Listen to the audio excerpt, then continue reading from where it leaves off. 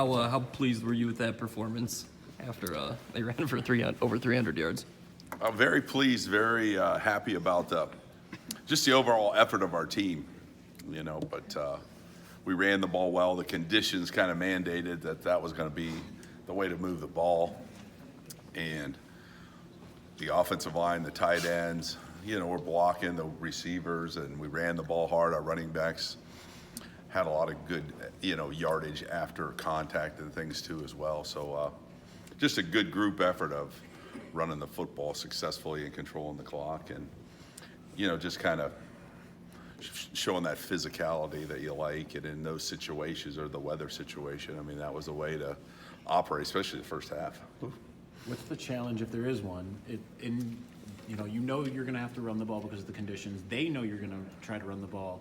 So what's the challenge in trying to essentially still keep them off kilter, despite they know that that's exactly what you're going to be trying to do?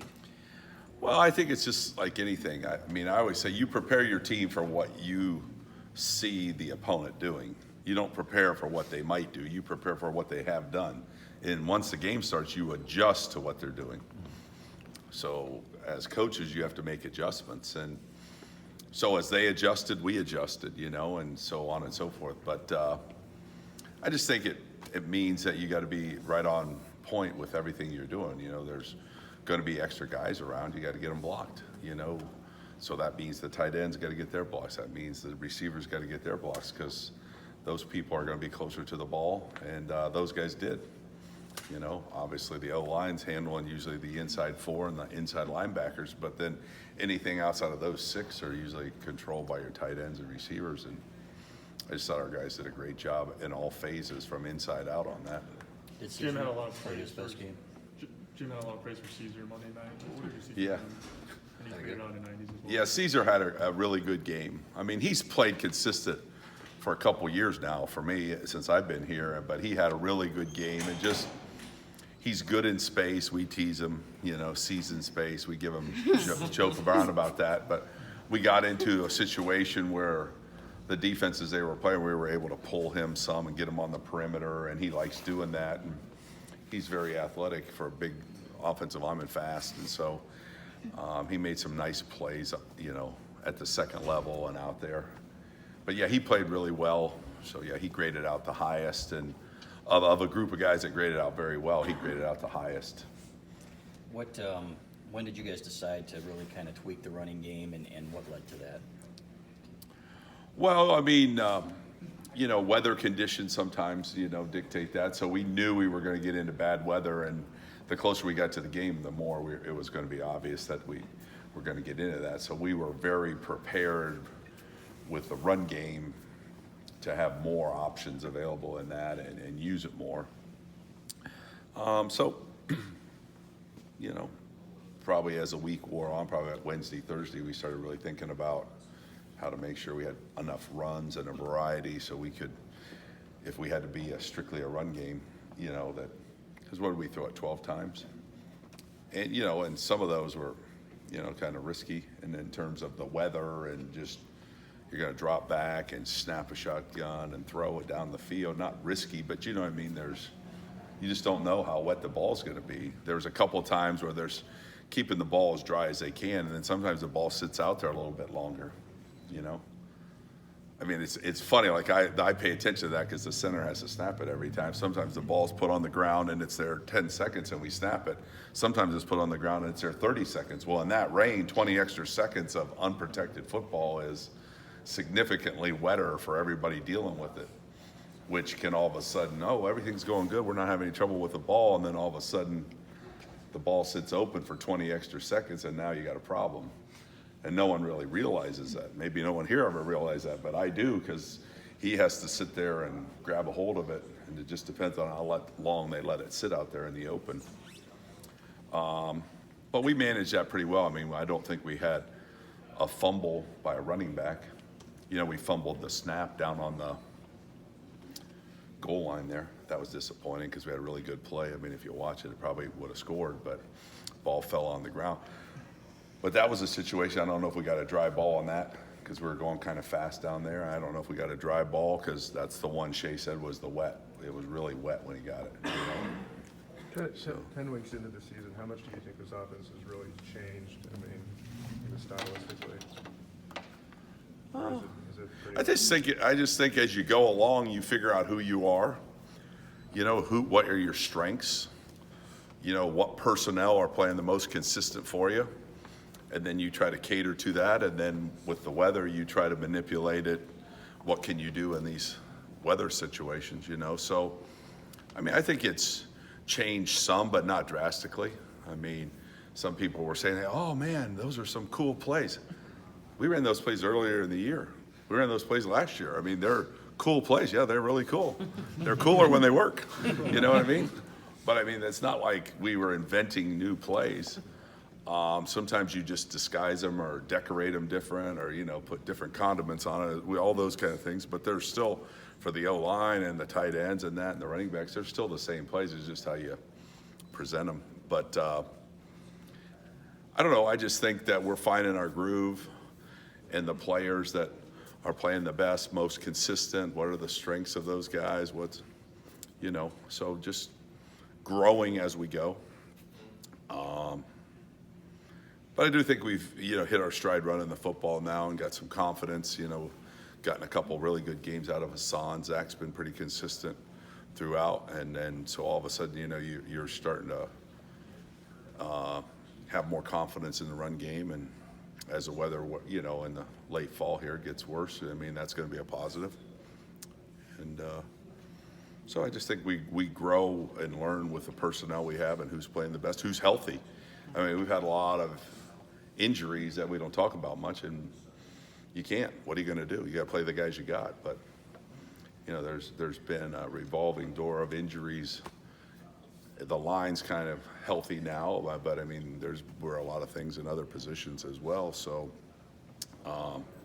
yeah, once you settle in and you start having practice week after week with the same guys out there all the time, because what people don't understand is like, okay, this guy's going to be healthy for the game, but he doesn't practice all week. So, what are you going to run with him?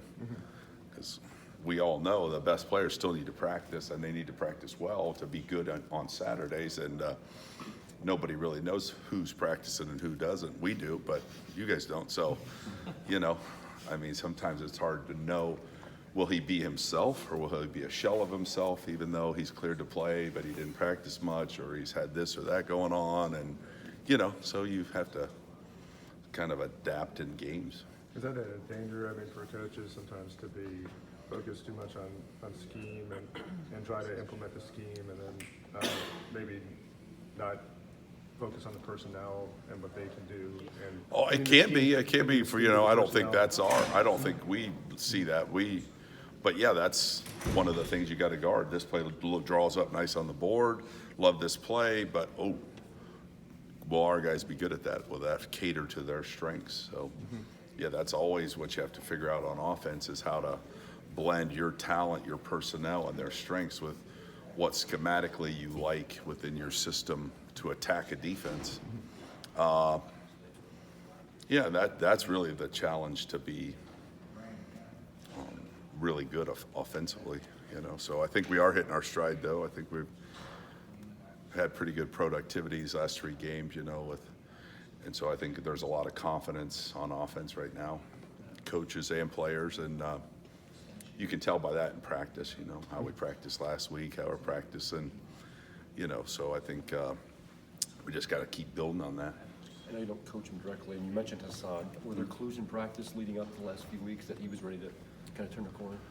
Oh, yeah, he's shown a lot of good things in practice, and just shown some talent, some gifts, some vision, some nice cutting and ability to break tackles. But it's like anything.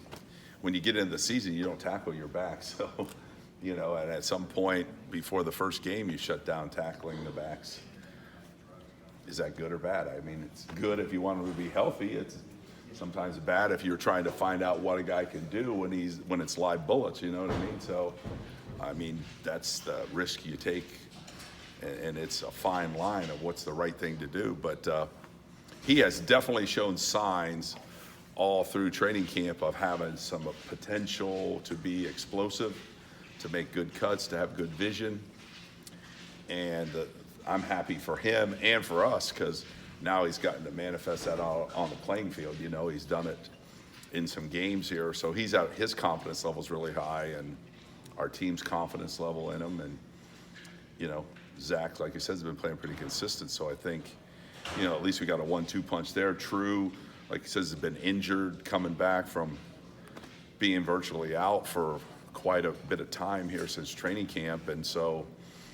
And True had value and is a valuable guy last year, and so now he's starting to come into his own, and we saw some of that as well. And so this thing just, you know, you're starting to get guys that's, like I said, healthy, getting them confident, getting some reps, getting some time in games, and all of a sudden now you're feeling better about the run game, you know. How's Stuber doing physically and mentally?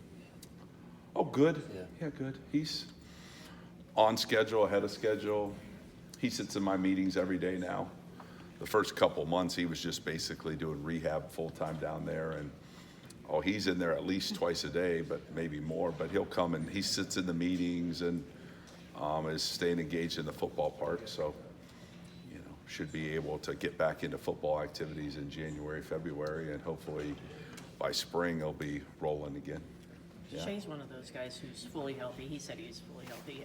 How does he enhance the run game? How does he open that? Well, he's nifty when he's, you know, running around in the pocket. You know, he made some plays the other day, extended. He's always been good at that. And then in the run game, when he's healthy, we've used him as an element in the read option. And he's had a lot of success doing that. I mean, we had the one nice play down there in the red zone, and then he got 15, 20 yards, got it down to about the 2, I think.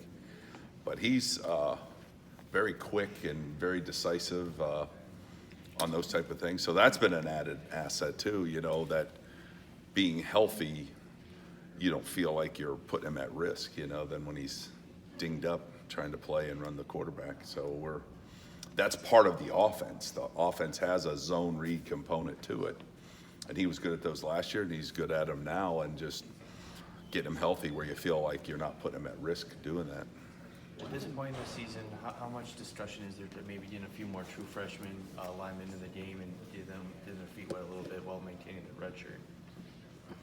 Oh, for me, yeah, I think about that quite a bit. I mean, I know how many I got games left with them. Yeah, so if the opportunity warrants itself, yeah, you know, we'll do that. You know, but I mean, it's all based on merit. You know, who's playing the best, who's doing well. Our second team O-line went in and did fantastic at the end of that game. I was really proud of them. I mean, they graded out well. I mean, there was some pretty good aggressive blocks. Spinellis had that one that made Twitter fame, you know. He's right up there with Roy for famous plays in Notre Dame, Michigan games, you know. But there were some other really good blocks, but the second group played pretty nicely in there, and so that was good. And then our freshman crew, I mean, we practice every Monday with the young guys, so I get to coach those guys every Monday. So at 6:30, we're out there warming up for practice on Mondays, and so I have a good feel for all those young guys. I know they want to play in some games, so we'll just see if that can work out. You like that class? No, I love it. I love that class. Yeah, that class is really good, really talented. All of them are going to be successful here, you know.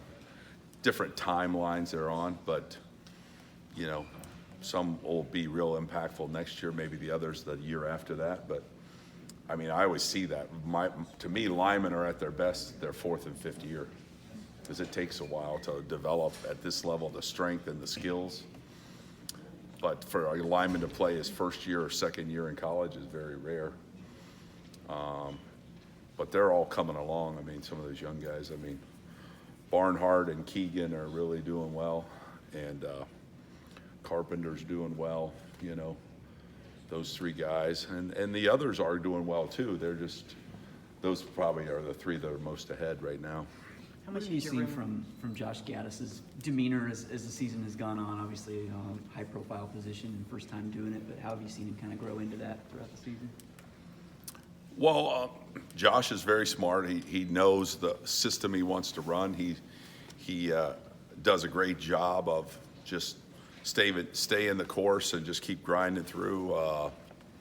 I mean, he's like everybody. We're all human, but I haven't seen him change with the team other than just keep emphasizing the things we think are important. I mean, he does a great job communicating to the team, does a great job in helping to, organize in what the plan is going to be and implementing the plan. And I mean, he's like anybody. We all feel a little bit different after winning that game than you before. And when things are starting to click, it starts to give you a little juice and energy. So, I mean, he's just like all of us, but internally in the building, he hasn't changed any in terms of,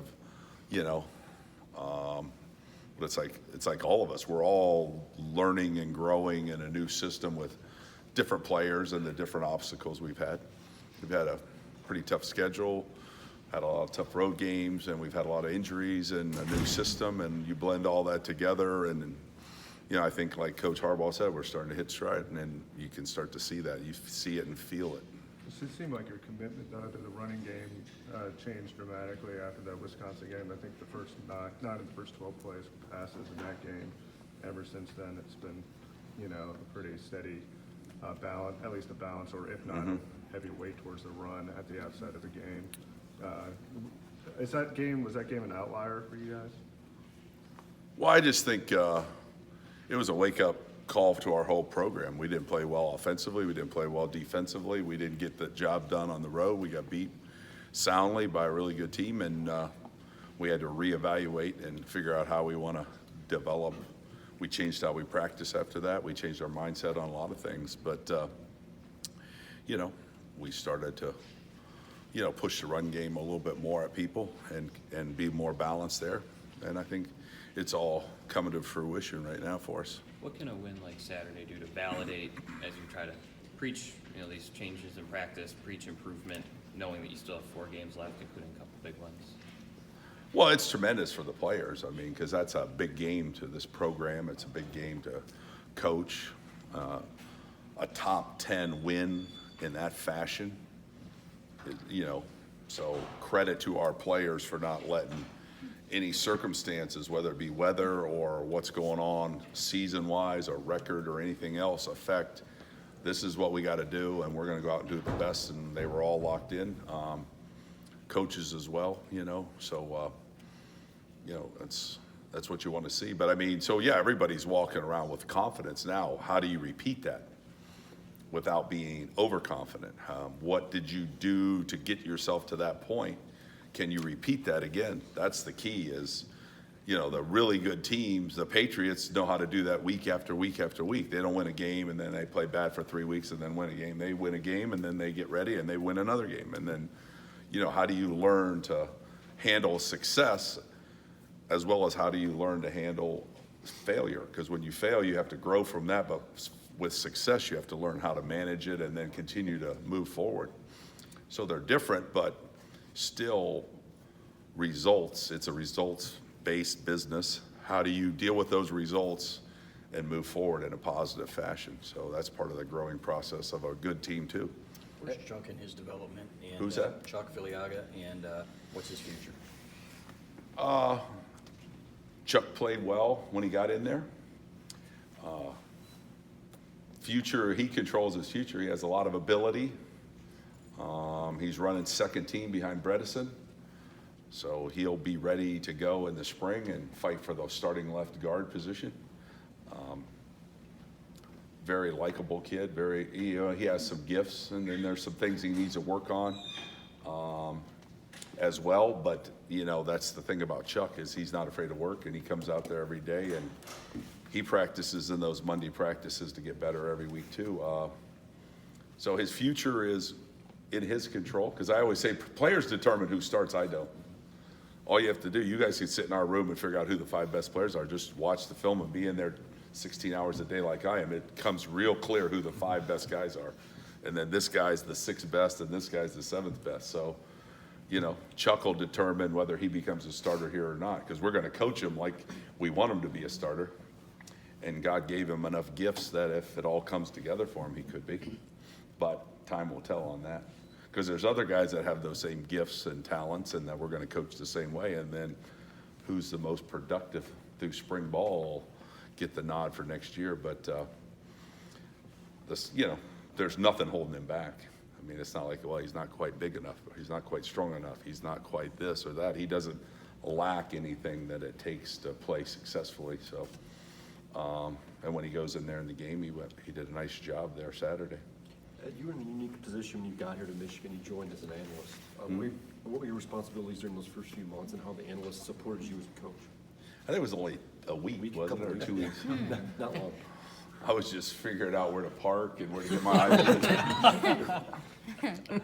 The main thing I did, it was 2 weeks. The main thing I did in those 2 weeks was took the previous season and broke it down in a way that we could evaluate it. Like if I had been the offensive coordinator here, this is how I would have wanted to self-scout our team to get better. That's what I did. And then had here's the breakdown of the run game, here's breakdown of the passing game, here's the things that you analyze when you self-scout yourself in the offseason to see we weren't good at this, we were good at this, how do we enhance our team? So I set that up, and we were getting ready to go through that process, and then things changed. But that's what I had done, is Coach wanted me to tee up what we call your off-season self-scout, so that before we dove into the 18 season, we had an idea of areas that needed to be improved. And it was, unbiased, because I wasn't here, so I wasn't protecting, well, we were better at this than you think. No,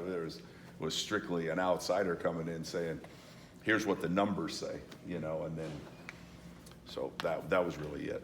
Do you lean on the analysts now at all? Oh, tremendously, yeah. Yeah, we have great analysts here. That's one of the things that's great about being at Michigan. We have the resources to have a big staff, and so the analysts here have great football backgrounds, and they're very, they assist us in analyzing opponents, analyzing ourselves, helping, with just the details of football. So, and that gives me more time actually to recruit. So one of the benefits of that is, because some of it is, just grinding on film. Okay, so can somebody tell us, here's the statistical analysis of who they are in these different situations, while you're getting that data for me instead of me getting that data myself. I could be spending 2 hours recruiting. Now I'm done 2 hours of recruiting, you're done 2 hours of grinding data. Now we'll sit down and figure out what we're going to do in short yardage. You know what I mean? And we can do that in 20 minutes instead of spending 2 hours to get the data, now 20 minutes to put the plays in. That's 2 hours and 20 minutes on short yardage. Well, I could do 20 minutes on short yardage and 2 hours recruiting, and this analyst that has coached for 20 some years can give me the data. You know what I mean? So that's the beauty of that. Or I'm getting ready for my position meeting. Somebody has to draw up the cards that we use at practice for the demo team. I can draw up the cards and not be prepared for my position meeting and just fly it off the cuff, because I've coached long enough that I could probably do that and it would be okay, but I can knock the home run meeting out while somebody else is drawing up the cards, and I know the cards are right because they got 25 years of experience, and I know that my meeting, I just did home run because I didn't miss anything covering my meeting. So that's the beauty of having those guys, is that there's areas that they're allowed to do that give you more time to be better at what that I'm doing. Because that's what you always is, time management's the toughest job we got. You know what I mean? Yeah. And we have guys that have class and they miss meetings, late for meetings, have to leave early at practice. How do I make sure those guys are getting the information covered? You know what I mean? So, Bredesen and Runyon have class on Wednesdays. So they were in here at 7:30 with me this morning, and we're watching film at 7:30. That same meeting that I had at 7:30 with them, I'm going to have at 1:30 with the other guys. You know what I mean? But I couldn't do that if I was breaking down goal line, right? Or I can not break down goal line and then then we don't have a good goal line product. You know what I'm saying? So that's the beauty of great analysts. We have great analysts here. Mike was discussing the phantom pass interference. Mike Zordich. Zordich, oh. Yeah. And has officiating this season been unique in the sense there's been a lot of complaining, and not just, it's not unique to Michigan, it's been sort of around the country if you listen to national college shows. Well, I would just say this. despite what a lot of people outside think, I mean, coaches are really competitive and really smart, the ones I'm around. And so how are the rules stated, and how can we push the limit on the rules based on how the rules say they're going to officiate? So I think everybody pushes the rules. You know what I mean? So the game has more people, because let's face it, you can hold in the secondary, and if they don't throw the ball to the guy you're holding, it's not holding. The only way it's holding is if you throw the ball to the guy that's not open because they're holding him. So how many quarterbacks are trained? Throw it to the covered guy they're holding. Don't throw it to the open guy.